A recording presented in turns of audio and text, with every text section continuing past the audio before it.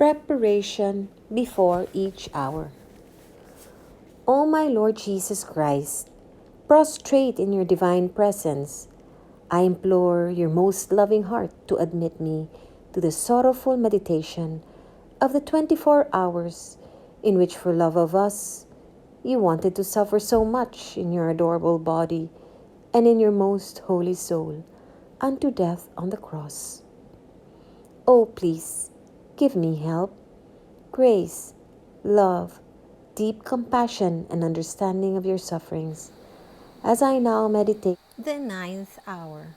And for those which I cannot meditate, I offer you my will to meditate them, and I willingly intend to meditate them in all the hours in which I have to apply myself to my duties or sleep.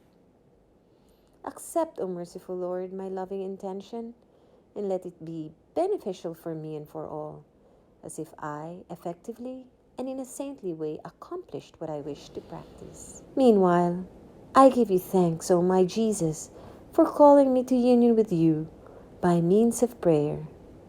And to please you more, I take your thoughts, your tongue, your heart, and with this, I intend to pray, fusing all of myself in your will and in your love, and stretching out my arms to hug you, I place my head on your heart, and I begin. 9th hour.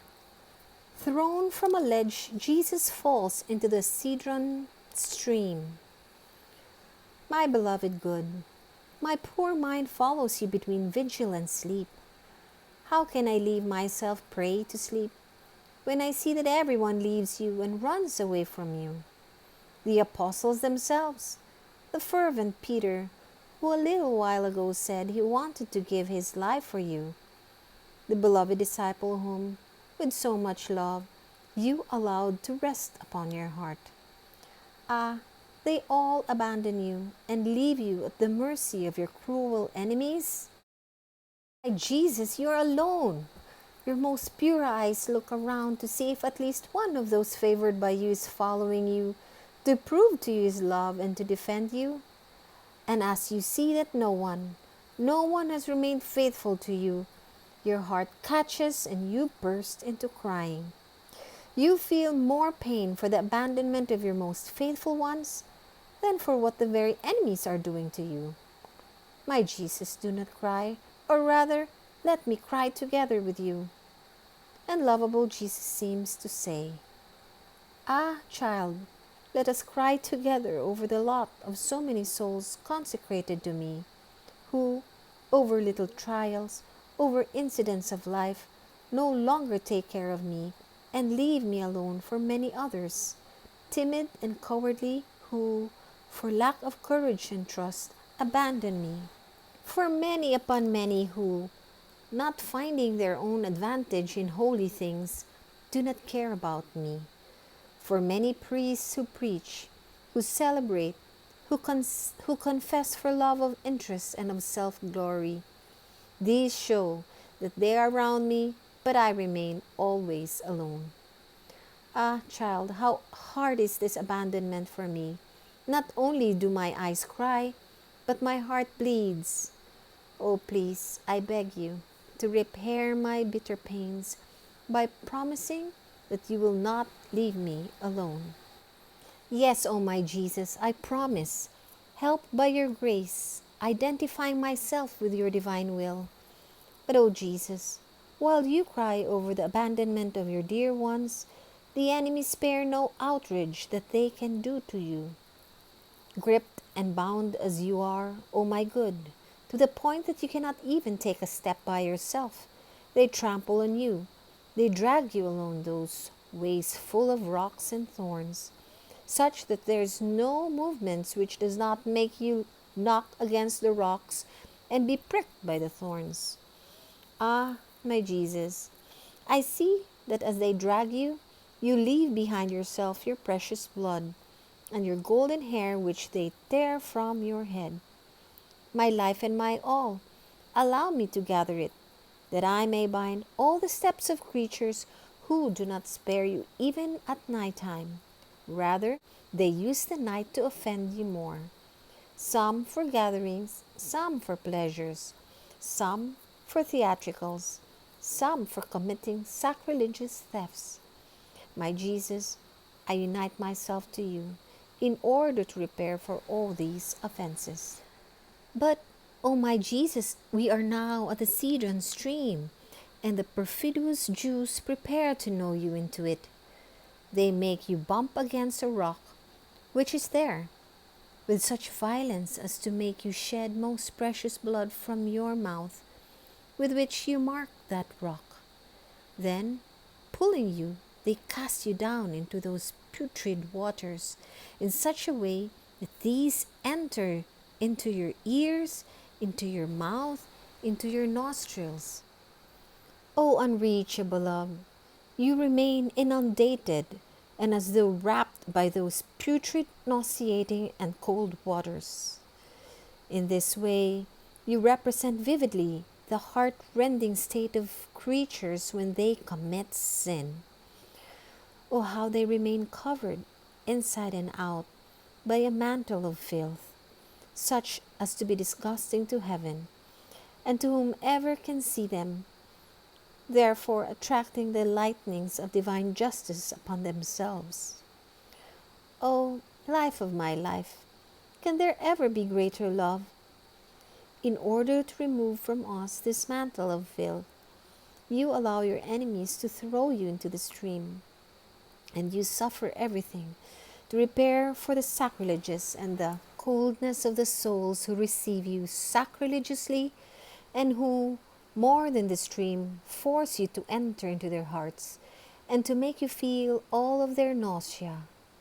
You also permit that these waters penetrate deep into your bowels, so much so that the enemies, fearing that you may be drowned, in order to spare you for greater torments, lift you up.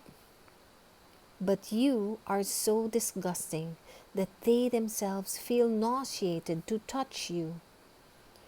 My tender Jesus, you are now out of the stream. My heart cannot bear seeing you so wetted by those nauseating waters. I see you shivering from the head to foot because of the cold. You look around, searching with your eyes what you cannot do with your voice. For one at least who would dry you, clean you, and warm you. But in vain, no one is moved to pity for you. The enemies mock you and deride you. Your own have abandoned you. Your sweet mamma is far away because the Father so disposes. Here I am, O Jesus, come into my arms. I want to cry so much as to form a bath for you, in order to wash you, clean you, and with my hands fix your hair, which is all disheveled. My love, I want to enclose you in my heart, to warm you with the warmth of my affections. I want to perfume you with my holy desires.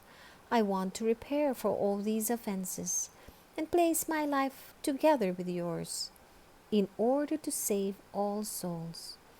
I want to offer you my heart as a place of rest, to be able to somehow relieve you from the pains you have suffered up to now, and then we will continue together the way of your passion.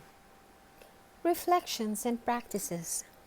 In this hour, Jesus abandoned himself at the mercy of his enemies, who reached the point of throwing him into the Cedron stream. But the humanity of Jesus looked at all of them with love, bearing everything for love of them. And do we abandon ourselves at the mercy of the will of God? In our weaknesses and falls, are we ready to stand up again, to throw ourselves into the arms of Jesus? Tormented Jesus was thrown into the Cedron stream, feeling suffocation, nausea, and repugnance. And do we abhor any stain and shadow of sin? Are we ready to give shelter to Jesus in our heart, so as not to make him feel the nausea which other souls give him with sin, and to compensate for the nausea that we ourselves have given him many times?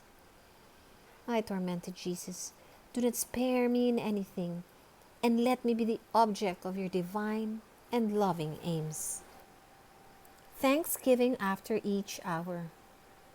My lovable Jesus, you have called me in this hour of your passion to keep you company, and I have come.